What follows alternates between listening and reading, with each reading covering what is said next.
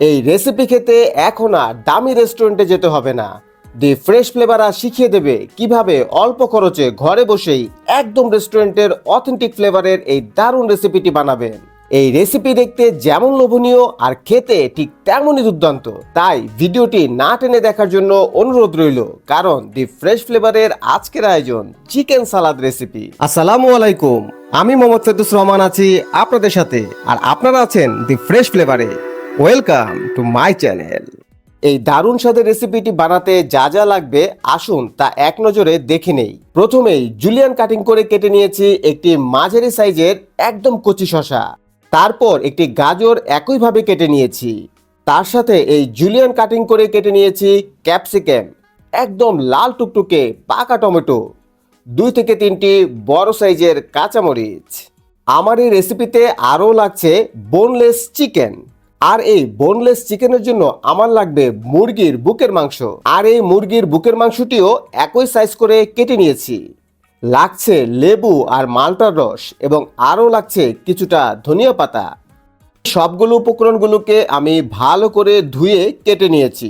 প্রথমে এই মাংসগুলোকে সেদ্ধ করার জন্য চুলোতে পানি সহ প্যান বসিয়ে দিয়ে কেটে রাখা মুরগির মাংসগুলোকে দিয়ে 1 চামচ পরিমাণ লবণ দিয়ে ঢেকে দেব। মাংস সেদ্ধ হতে থাকুক, এই ফাঁকে আসুন সালাদের ড্রেসিংটি রেডি করি। প্রথমে নিচ্ছি জুলিয়ান সাইজ করে কেটে নেওয়া শসা, গাজর, ক্যাপসিকাম, টমেটো, কাঁচামরিচ, পেঁয়াজ কুচি, ধনিয়া পাতা কুচি, আর ওই যে মুরগির মাংস সেদ্ধ করে নিয়েছি সেটাও দিয়ে দেব।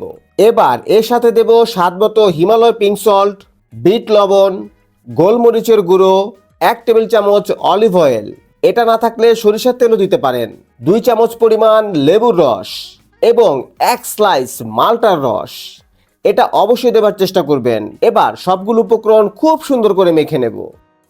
রেস্টুরেন্টে আপনি যদি এই রেসিপিটি খেতে চান তাহলে 3 থেকে 400 টাকা দিয়ে এই রেসিপিটি খেতে হবে, অথচ বাড়িতেই সর্বোচ্চ 100 টাকার মতো খরচ করে আপনি বানাতে পারবেন এই চিকেন সালাদ রেসিপিটি, আর স্বাদ হবে একেবারে রেস্টুরেন্টের মতোই।